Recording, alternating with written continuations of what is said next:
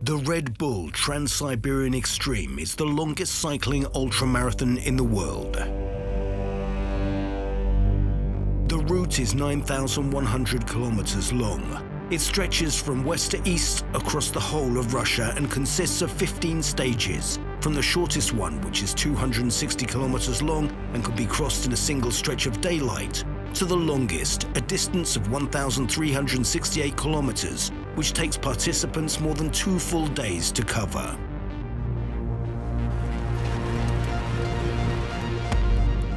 Total elevation gain on this race is about 80,000 meters, so it's like climbing the Mount Everest 10 times by bicycle. Distance of the race is twice the Tour de France and 3 times Giro d'Italia.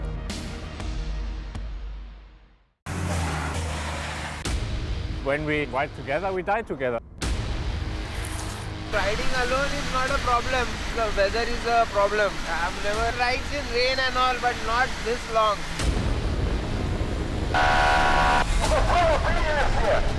This is beyond extreme. It's crazy. You better not sign up for this if you're not prepared mentally.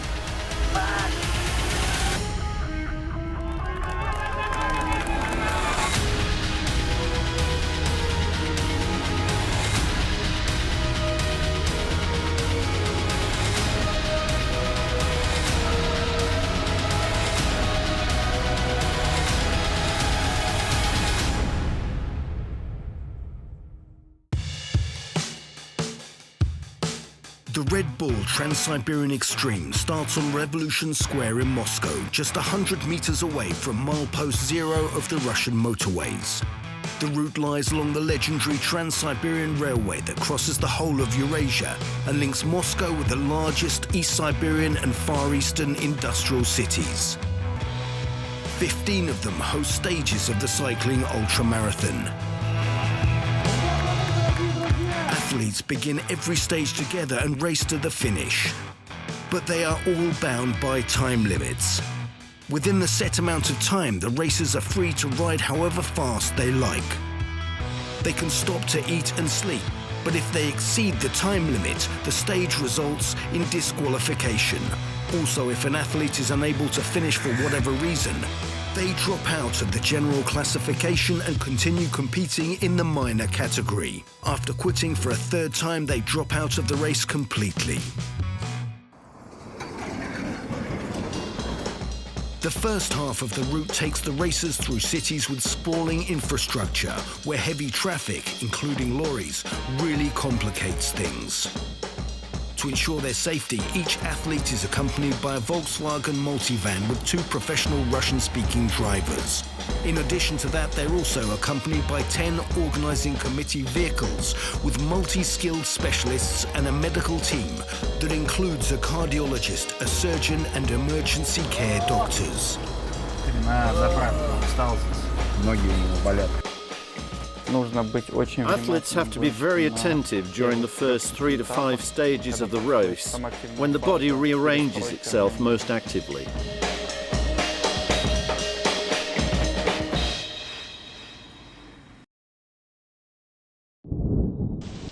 The athletes pass through several climate zones. They freeze at night, grapple with the wind and thaw in the heat. They force their way through walls of rainfall, all the time battling against their competitors and accumulated fatigue. The second half of the route, after Irkutsk, leads along the coast of Lake Baikal and further to the Far East through Ulan-Ude and Chita, ending in Vladivostok.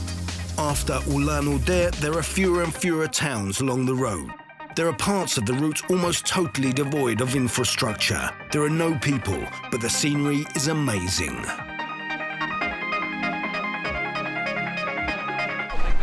I'm speechless. It's wonderful. It's beautiful. I never expected to see something like this. Just this morning, a friend called me from Spain, and I told him he should consider visiting Russia as a touristic destination, because it's really beautiful. The first Red Bull Trans-Siberian Extreme started on June the 15th, 2015. There were 10 athletes from 6 countries participating in 2 categories: Solo, when an athlete rides the bike from start to finish of every stage, accompanied by the support team car. And duo, when the athletes take turns on their bikes during the whole stage, accompanied by 2 support team cars. The duo athletes can rest in the moving car between turns and maintain higher average speed without having to think through the stopping tactics on long stages, which is a privilege solo athletes can't afford, having to constantly look for balance between average speed and rest. Lack of said balance makes up the bulk of tactical errors. If the peloton maintains more than 40 kilometers per hour after the start, particularly on several stages in a row, the athlete's fear of falling behind and losing precious minutes to the leader makes them ignore their body's distress signals and attack at 100%. As a result, the body doesn't have enough time to recover between stages, and that causes real problems. Austrian cyclist Eduard Fuchs and Russian athlete Denis Majara were the first to face the typical Red Bull Trans-Siberian Extreme knee joint problems, from stress load pains to ligament strains and muscle tears. These injuries were found to be among the main reasons for many athletes quitting. I thought about quitting the race due to health problems. I had pain in the knee and heel tendons, but I managed to recover psychologically and physically, so it was a good lesson. Only 2 of the 4 solo athletes were able to complete all stages of Red Bull Trans-Siberian Extreme 2015 without quitting. The Brit Steve Harvey and the Belgian Christophe Allegaert, who played his own game from the very beginning. And I want to cycle by my own, and I was keeping all the way along the same pace, but they were cycling like faster, faster, faster. So I just let them go. And that's the reason, so today I was the most stupid guy out of the group. Tomorrow will be different. Using trial and error, Christophe worked out a tactic that included regular short stops for sleeping and also eating in the saddle. This tactic helped him outride the Italian duo. On the longest 1,368-kilometer Chita Svobodny stage, the 39-year-old Belgian finished 3 hours ahead of his competitors, which turned out to be enough to win the ultramarathon.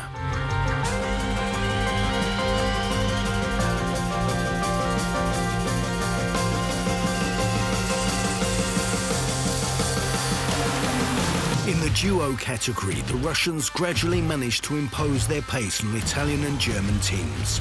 Olympic champion Mikhail Ignatiev and world champion Ivan Kovalyov increased the time gap using bad weather and hilly terrain and recuperating on the plains and during mild weather, all the while poking fun at their competitors. The locals said that these flies can swallow a man to the bone if they attack a pack in 3 minutes.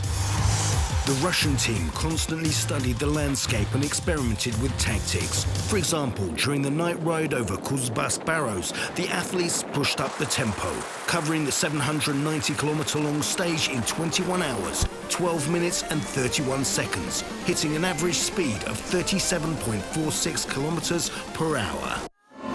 This resulted in a well-deserved victory for the Russian duo. Christophe Allegaert maintained the time gap and became the solo winner of the first Red Bull Trans-Siberian Extreme Ultramarathon.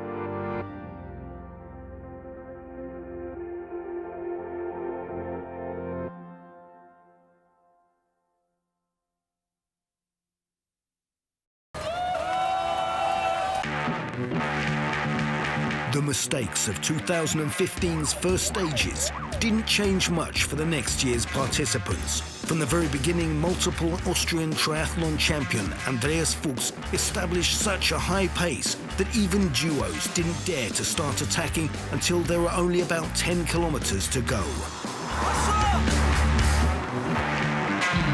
Andreas was counting on his previous Trans-Siberian experience from 2014.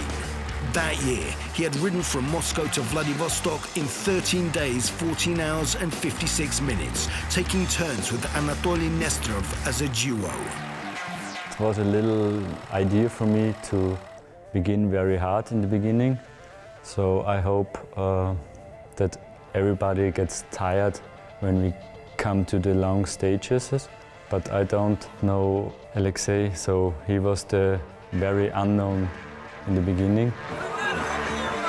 I was a bit shocked by this rate on the very first day, but I sort of did not want to fall behind on this first day. So I tried to keep up with the main pack, because you do not know what to expect from tomorrow. First day, they were really impressive to me, because when you looked at the solo riders, they were riding like there's no tomorrow. And to me, it was kind of a logical consequence of this style of riding, that it will only end in this moment, that some riders' bodies cannot do it anymore. I have lost some part of skin, and it's very difficult to sit on the saddle. My foot become bigger. I cannot sit on the saddle. And my hands start pain. Only one solo athlete was able to keep up with the pace imposed by Eduard Fuchs. Professional Russian cyclist Alexei Shebilin proved to be an unsolvable puzzle for the decorated Austrian triathlete. We have a good mix between fighting and share the road. Every hour we stopped to take a pee-pee break. It was a friendship, but no in the end. Yeah, very, very emotional person. Yeah.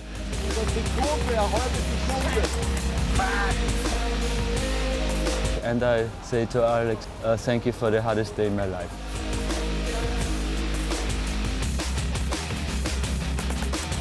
So you can give 120%, but when it's not happy with his job, so he goes down.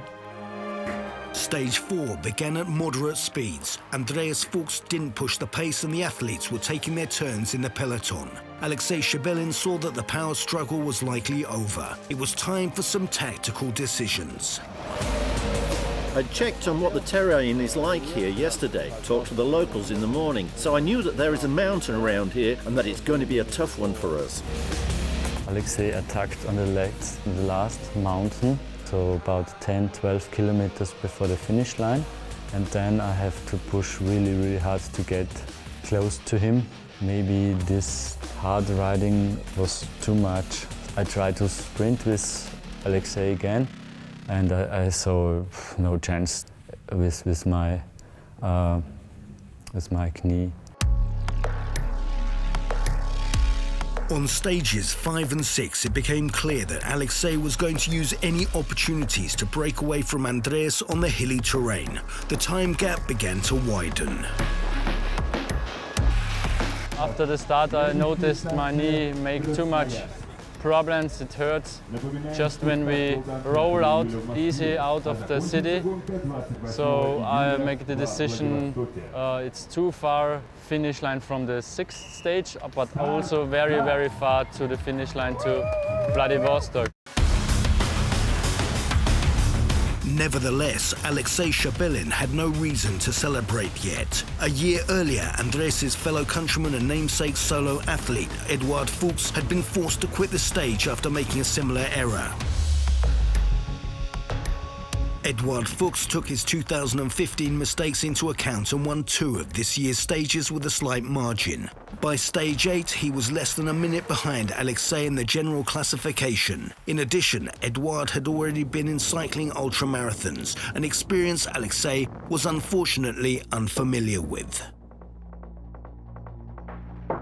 I stopped after I'd done 130 kilometers, when I was at a dead end, so to speak. Well, in principle, it was also planned to make a test stop to see how much sleep will be needed for the subsequent stages. So I took a 40-minute nap. I would basically still have chances of catching up because I hadn't had any sleep. He had been riding in this heat. I did not sleep this stage because we drive only one night, and one night is no problem. The finish was very dramatic for me. 114 kilometers before end of the stage, I ride solo on the first place, and 4 kilometers before finish, Alexei come from behind, and we have on the last meter a very hot sprint. This is how my goal was accomplished. I had found out how much sleep I would need during the following stages.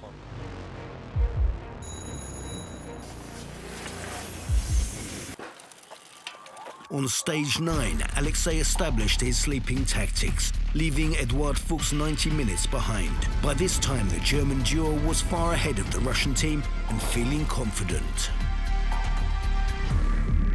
I think if only one of us would have had the possibility to this downhill, probably we would have to fight each other.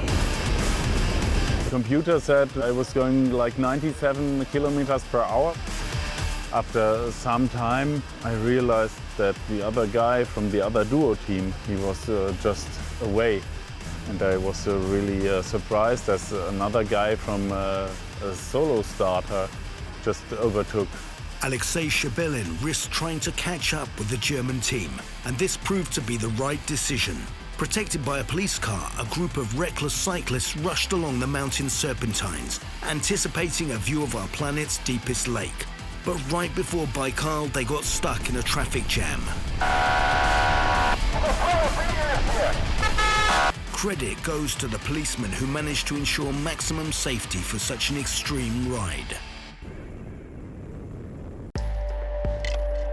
Stage 10 saw no changes in the bracket, while stage 11 just confirmed the balance of power. But battling against competitors is not the hardest thing in the longest cycling ultramarathon. This became clear on the King's stage.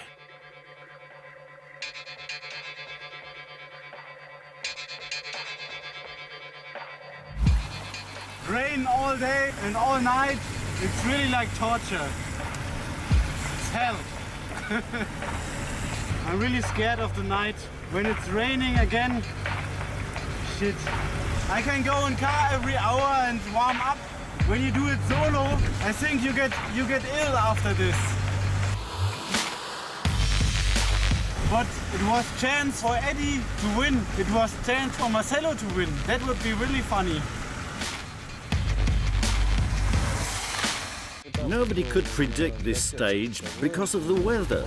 It started raining from the very start. We were riding in the rain and headwind all night. We got absolutely everything today. In addition to extreme weather conditions, endless hilly terrain turned the stage into full-blown torture. While riding uphill, the athletes kept the speed below 15 kilometers per hour because they were afraid of getting sweaty under their raincoats and then catching a cold during some speedy descent. At night, the temperature dropped to 8 degrees Celsius and the athletes stopped for a 2-hour break, hoping that the weather would improve by dawn, but it only got worse. We've just made a stopover to examine the riders for fear that they might get pneumonia in weather like this. We still had 800 kilometers in the rain ahead of us, having already ridden 28 hours in the rain. The doctors said that our condition wasn't too good, but the decision was still left up to us. I think they didn't have any other choice, you know. They could have continued and probably get ill, or they could have continued and arrive tomorrow in the morning and just go to the next stage. Schwierigkeit abgesehen vom Wetter.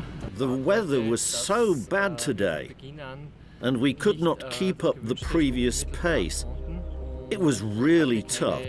It became clear that if anyone drops out, I have to carry on alone, because no one else could set the pace.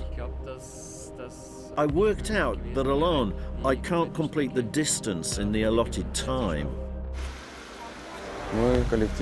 Together with Marcelo and Fuchs, we decided to stop because it was physically impossible to keep on moving. Well, I think this race is called extreme for a reason. But we still had to stop because of this extremeness that we weren't able to endure. I have no regrets. There was simply no other option. If there will be an opportunity to participate in the next year's race, I will try myself on this road once again.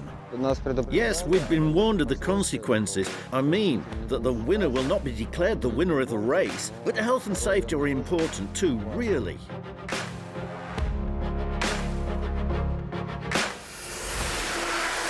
Under the conditions of constant downpour and headwind, the duos went on with the competition.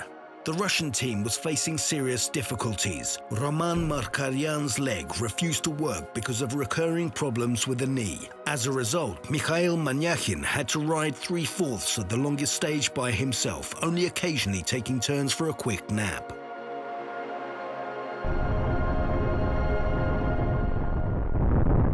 The German team, ready for any challenge, be it from their competitors or nature itself, kept moving and widening the gap. With the help of Alina Landman, a physical therapist who had accompanied the German team the previous year, all processes inside the vehicles were meticulously arranged even before the race began. Athletes didn't have to think about food, recuperation or minor technical issues. They concentrated only on conquering the longest and hardest stage. Really impressive to see that there is a limit to what a body can do, and that's what everyone is aiming for. You want to finish a race and do the whole thing, and not being able to do it because it's so strong or so hard to do is, yeah, probably the hardest race in the world, yes. Consequently, only duo teams reached the finish of the longest stage of the Red Bull Trans-Siberian Extreme. The German team, despite monstrous weather conditions, finished 3 hours ahead of the Russian duo. They managed to maintain the gap on the last 2 stages and won the Red Bull Trans-Siberian Extreme 2016. The Russian team managed to get to the finish and stay in the general classification despite the bad injury sustained by one of the racers. The solo athletes recovered after 2 of the hardest days of their lives and finished the next 2 stages without quitting. Eduard Fuchs was first in Vladivostok, finishing the race overall second in the solo classification. Alexei Shebelin posted the best solo time, while Marcelo Florentino Suarez finished third. Both athletes were happy to finish the toughest test of their lives and promised to come back to ride the whole distance from Moscow to Vladivostok again next year.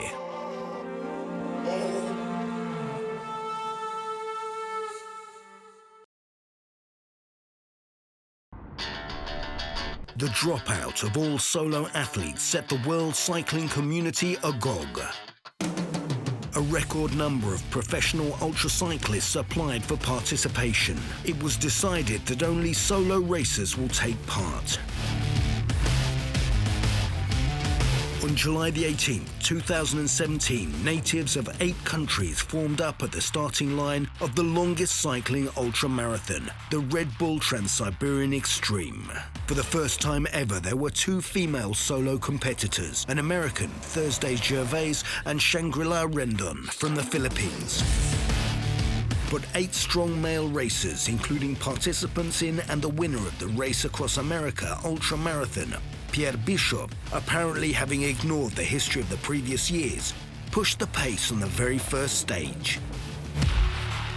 Customarily, the peloton rushed through the first 2 stages at 40 kilometers per hour. A few kilometers short of stage 2's finish, the American cyclist Thursday Gervais quit for the first time. I didn't get any recovery sleep last night after coming in, so that probably had an effect on my body as well. In fact, I know it did. So it was just a better choice to just cut the stage. A total of 4 participants weren't able to reach the finish of stage 3. The American dropped out for the second time, joined by the Filipino cyclist Shangri-La Rendon, the Russian Yegor Kovalchuk, and the Brit Adrian O'Sullivan. All 4 of them weren't able to hit an average speed high enough to make it within the time limit. For the Red Bull Trans-Siberian Extreme head physical therapist Andrei Prakudin, this could only mean one thing. Soon his team will have to deal with injuries. The racers experience simply unbelievable stress. Their bodies first use hormonal release to cope with it. But then the hormone levels drop while the stress stays. That's when the body starts to adjust to it. There are 3 physical therapists on Andrei Prakudin's team.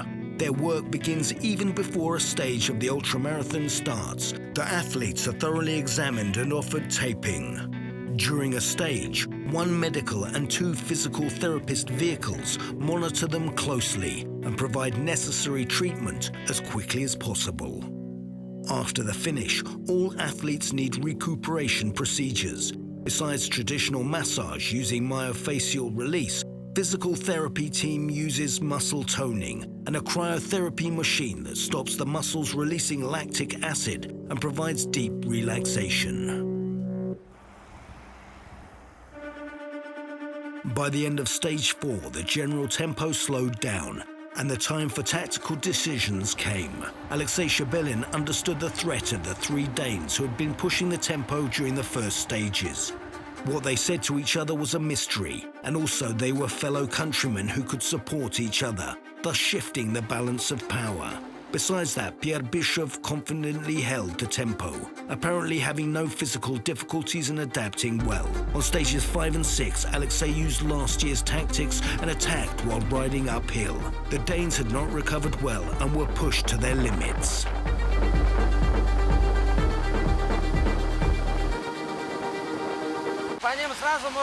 You can clearly see when they are exhausted. They stop every 30 minutes for a pee break. If they're feeling okay, there's no persuading them to stop. And here they stop, stop, stop. And I'm like, bingo, they're done. Food points are real islands of tranquility for the athletes. Every 150 or 200 kilometers, all participants in the Red Bull Trans-Siberian Extreme project are able to have a full hot dinner made by Heiko Appenroth, the chef and catering boss. We have 7 people in our team.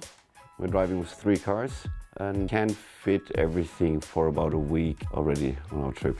We do have to occasionally get up very early in the morning because when everyone else is just waking up and going for breakfast, we're usually already on the road buying our supplies.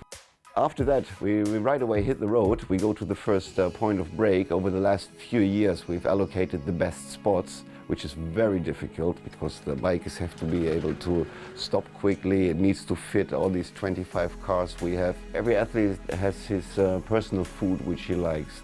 But every athlete is totally different from what he requires. This changes within days, and it can be anything they suddenly would like, from meat to veggies to, like I said, nuts, anything. You know, something that you look forward to, moving towards the food stops, that you can get some real food instead of the sugar products that you normally eat.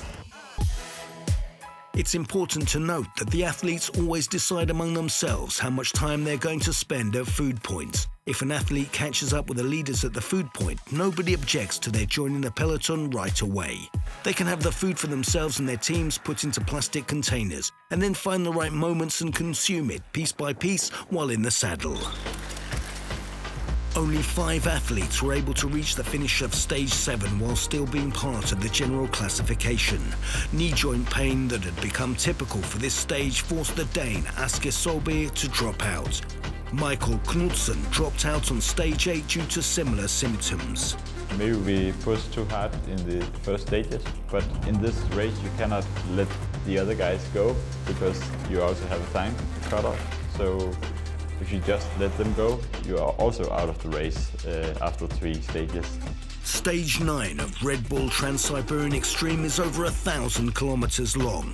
It's the second longest and also one of the hilliest. Only 4 athletes remained in the general classification. I think I'll see if we can manage to have maybe a 15-minute break so that we can sleep 10 minutes.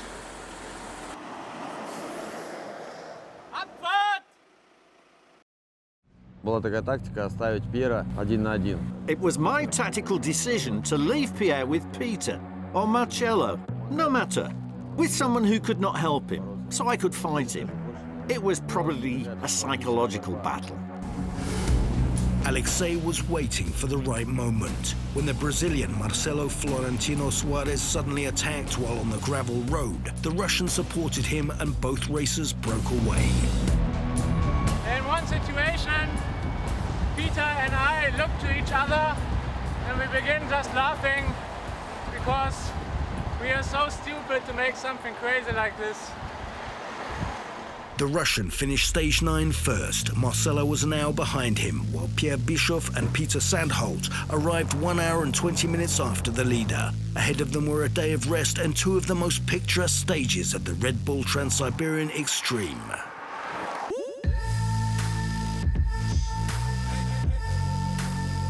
In many ways, I would wish I was home with my family. It's a beautiful country, it's a nice race, but I don't know. This is beyond extreme. This is crazy.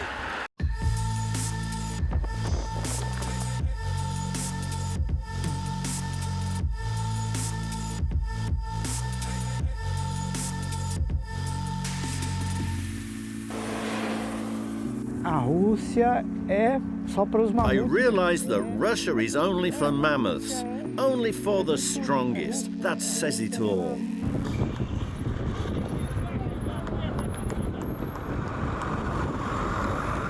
Only 4 athletes of the 10 who had started in Moscow were able to reach the longest stage of the Red Bull Trans-Siberian Extreme. They all continued competing in the general classification. Ahead of them were 1,368 kilometers from Chita to Svobodny. If you skipped the 1,400 kilometers, one can probably say you didn't take part in the Red Bull Trans-Siberian Extreme at all. First, the athletes rode together as a group. On the second day, Alexei Shebelin attacked and broke away. It's better to ride alone on this stage because you don't concentrate on the others. Their pace is slow and it lulls you to sleep. The athletes spread out along the road and kept on riding, each keeping their own tempo. The weather changed frequently. It rained at night, but still it was nothing like last year's natural disaster. I really enjoyed this downpour. It was unforgettable. Nature was testing me, reminding me of 2016. For me, it was fun to have 2 nights to ride with heavy weather conditions. It is really tough when you think about after 2.5 weeks to get the king stage, but it makes fun to survive. Peter Sandholt is the last Dane of the 3 who made the starting line in Moscow. During the whole stage, he struggled with accumulated fatigue, stopping for sleep several times, but ultimately dropped out with only 200 kilometers left to go. Alexei Shebelin won the longest stage of the Red Bull Trans-Siberian Extreme. He also set the new stage record, 52 hours and 29 minutes. Pierre Bischoff arrived second, 1 hour and 25 minutes behind Shebelin. Marcelo Florentino Suarez was third, 3 hours and 50 minutes behind the leader. Next day, the weather finally took its toll. During daylight hours, the 3 cyclists rode through heavy rain. But this had no impact on the general classification. The athletes completed the last 2 stages together and finished in Vladivostok. One impression, that I could withstand it, the very longest stage, 1,400 kilometers. In fact, I did not even imagine how heavy it is.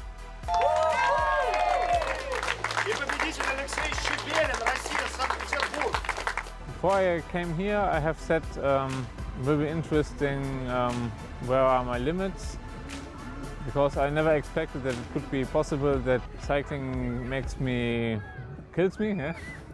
And now I see that it's possible that cycling can kill me.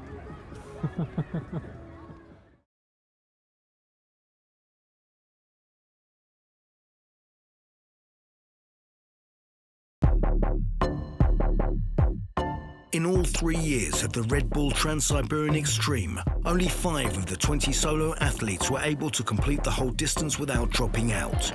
Only 3 of those managed to do it on the first attempt. Pierre Bischoff was one of them. Last year I have looked too much for the others, and this year I know I can look a little bit, but I have also to do my own race, and instead of this it will be another race than last year. Second place wasn't enough for Pierre. The German ultra-cyclist spent a year training and returned to write down his name in the history of the longest cycling ultramarathon once again. As it turned out, he wasn't the only one who wanted to do so. Last year I had to DNF, did not finish, my first race ever, I didn't complete. And for example, Marcelo was clever last year. Sometimes we attack, and he just dropped back and then soft pedal. Maybe he lost 20 minutes, but he got to the finish. Marcelo Florentino Suarez, a 46-year-old Brazilian athlete who first raced in the Red Bull Trans-Siberian Extreme in 2016. His physical condition had been a concern for the medical team and his competitors alike. From the very first stage, he'd fallen far behind the peloton and was barely making it within the time limit. After finishing, he'd literally been carried inside the hotel and into the hands of a physio team every time. Once he was literally unable to reach the door of his room by himself and collapsed in the corridor. It was in Krasnoyarsk. So we had to lift him and carry him onto the massage table and perform all the treatment he needed, and then carried him back to his room. But then he'd surprise everyone by showing up at the start. Finishing with no time left and repeating the whole routine all over again. Ultimately, though, he had twice been in the Red Bull Trans-Siberian Extreme top 3 in 2016 and 2017. But why did he return for a third time? Marcelo is a street child. He was born in poor Brazil, grew up on the streets of Brazil, and cycling made him not rich, but at least to live a comfortable life. We had offered Marcelo and some other cyclists to Hilton, and Hilton chose Marcelo and Michael Knudsen to sponsor.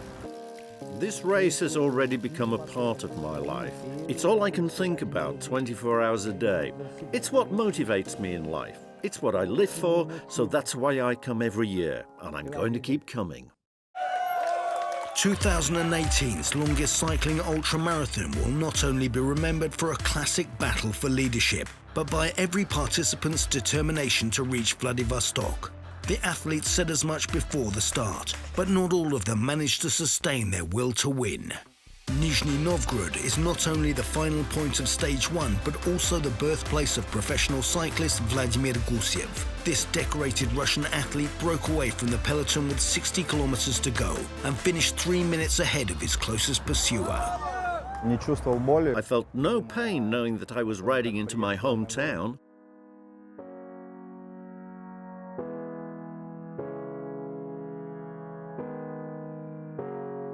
On stages 2 and 3, Vladimir made more attempts to break away, but Pierre Bischoff decided not to give up without a fight and locked horns with him. He minimized his food point rest time and used many kilometer traffic jams as a means to break away from the peloton, forcing Vladimir to leave his support team car behind.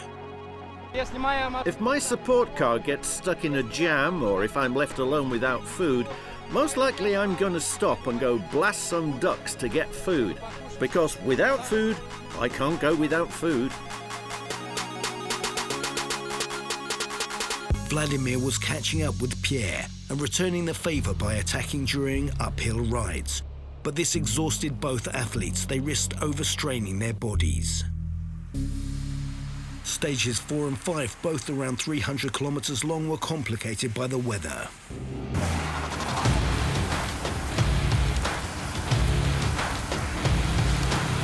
A constant headwind was added to the downpour.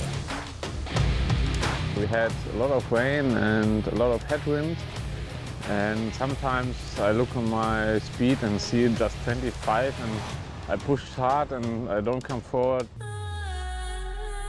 On stage 5, after the food point, Vladimir broke away and finished 19.5 minutes ahead.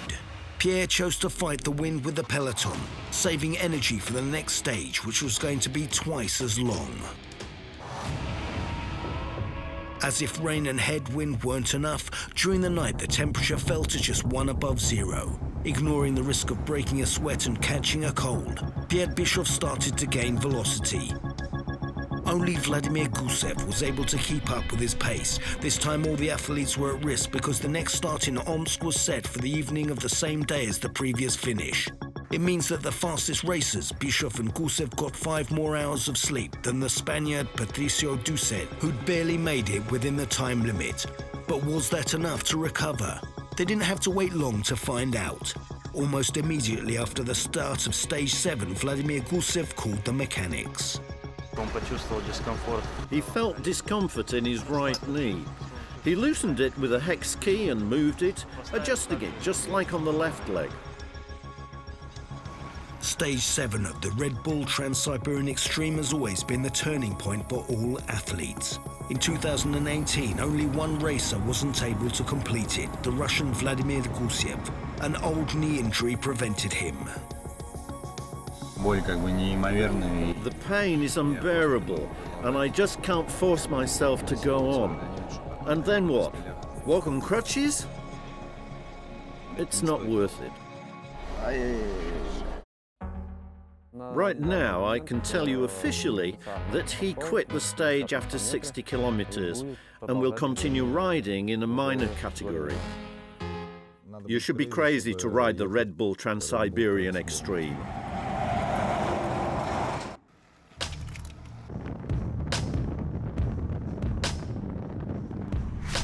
Vladimir Gusev had been considered a strong favourite, dropped out of the general classification and could no longer compete for victory or top places. After stage 7, Pierre Bishop was 6.5 hours ahead of Michael Knudsen, who now held second position. But the participants had covered less than half of the ultramarathon's total distance, 3,321 of 9,103 kilometres. And we know from experience that these kinds of distances, along with the weather, could meddle with the racer's psychological and physical equilibrium. Several dropouts had already happened in that fashion. The Red Bull Trans-Siberian Extreme is a serious test, as much for the athletes as for their bikes. As if to illustrate that, on stage 9, the Spaniard Patricio Ducet made a classic tired cyclist's mistake. It took the mechanic team 7 minutes to reach him, substitute his bike for a temporary one, and start repairing the broken mechanism. When his bike went uphill, the rear derailleur tore into the spokes, twisted the hanger and broke. A half-hour repair job in field conditions, and Patricio is back spinning the pedals of his own bike.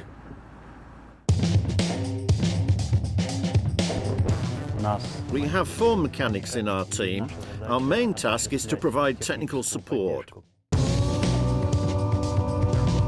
The bulk of the mechanics' work consists of daily maintenance rather than breakdowns on the road.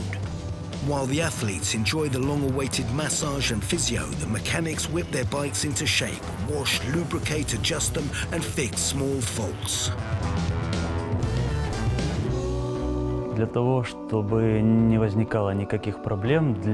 To avoid all problems, ideally you have to have more backup bikes. 3 would be optimal. Aside from that, you would well do to have at least 3 pairs of spare wheels, 1 per racer, so that if something happens, you could quickly change the wheel and the rider could be back into contention. There were large crushed stones on the gravel road, and the race leader, Pierre Bischoff, burst the rim of the rear wheel. This was an unpleasant moment, but it did not stop him from keeping on the race.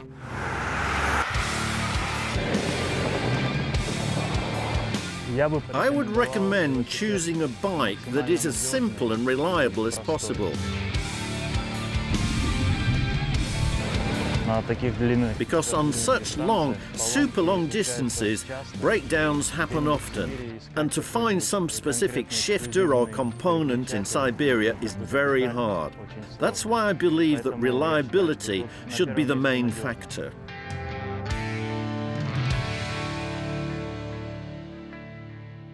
The longest stage of the Red Bull Trans-Siberian Extreme is 1,368 kilometers long. The participants call it the King Stage, and it has always been the focus of special attention. Last year, Pierre Bishop finished second. The gap between him and the leader, Siberian, was the widest on this stage, and the outcome of their rivalry was decided. This year, Siberian is the race's chief judge. When Vladimir Gusev quit, Pierre lost his main rival and set a new goal: to top Siberian's time on the King Stage. My tactics for today on the King Stage is to ride like race across America, to have less stops as possible. So My sleep tactics will be totally to sleep something around 1 hour, but in 2 or 3 times. Minimal traffic and a total lack of railroad crossings are unique features of the Chita Svobodny stage. There are viaducts wherever Amur motorway crosses the railway. The road surfacing is usually in good shape with very few roadblocks because no one uses it. It means that there are no major obstacles for the racers along the way, except for the weather, which inevitably had a couple of surprises in store again. Riding alone is not a problem. The weather is a problem. I've done rides in rain and all, but not this long. The first night greeted the participants with heavy rain, and many thought it was shaping out like 2016's weather collapse. But in the morning, the rain stopped and fog coated the road. I don't really know if it's day or night because it looks like nothing.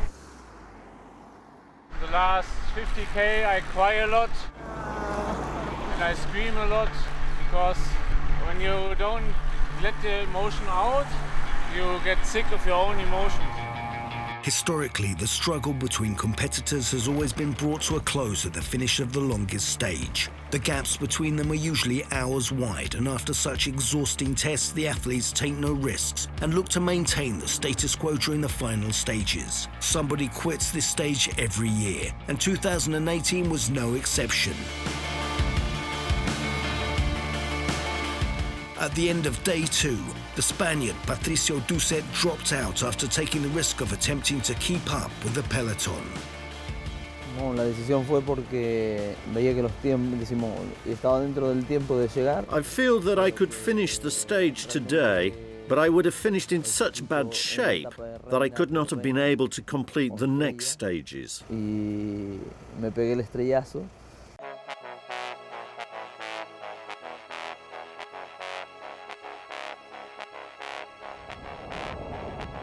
Last year, Marcelo Florentino Suarez arrived third and became the first Brazilian to complete the Red Bull Trans-Siberian Extreme.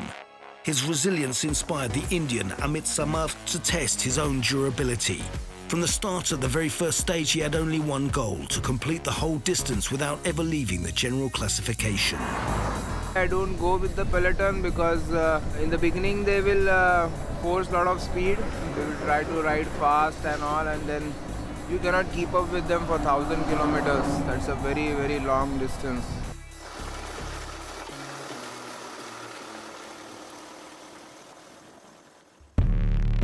The German ultracyclist Pierre Bischof's second attempt was a success. He managed to ride through the longest stage alone and beat Alexei Shabelin's record time from last year by almost 3 hours, taking 49 hours, 46 minutes and 35 seconds to complete the route.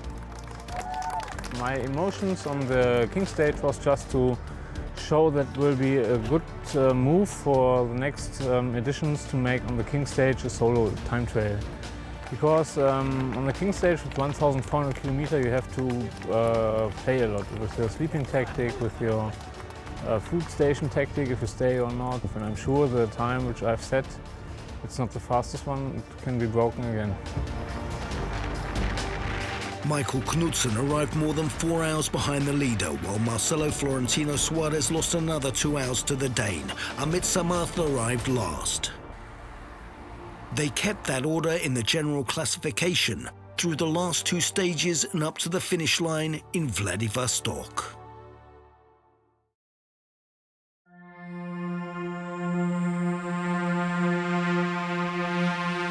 The last 3 kilometers of the longest cycling ultramarathon lead along the Russian bridge. Crossing the eastern Bosphorus Strait, anticipating the finish, the athletes didn't hold back their emotions. After 9,100 kilometers and 300 hours in the saddle, they can finally relax, knowing that not only have they endured fierce competition, they've also surpassed themselves.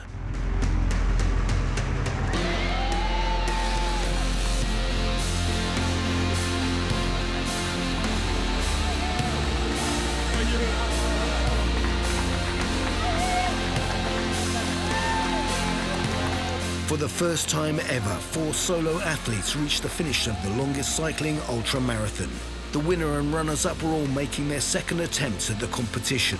They realized their sports ambitions and wrote down their names in the history of the Red Bull Trans-Siberian Extreme. The Indian physician Amit Samarth was 33.5 hours behind the leader and had been alone from the very beginning, struggling with rains, headwinds and endless hills, all to become the first Asian to complete the Red Bull Trans-Siberian Extreme Cycling Ultramarathon.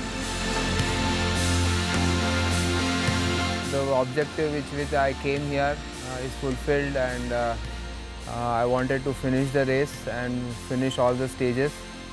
So I'm extremely happy with the outcome, and of course it's a lot of hard work and it is a very hard race. I would say I didn't expect it to be that hard, but it is very hard. Mind as well as the body, both. It's too long and too hard.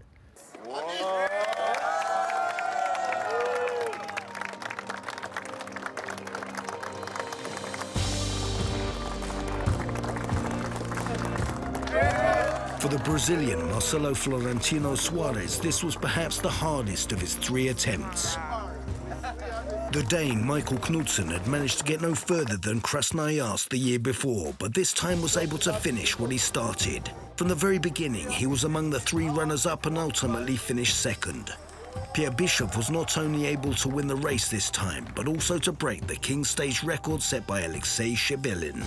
The Red Bull Trans-Siberian Extreme has its name because it's an extreme race. You have to be focused on every stage. It doesn't matter if it's a 300-kilometer stage or 1,400 stage. Every stage in itself is quite hard because when you're finished, you feel empty, you feel tired, but you know you haven't finished when you're not reached Vladivostok. And that makes the race really hard. I would describe it as the mentally hardest thing I've ever done.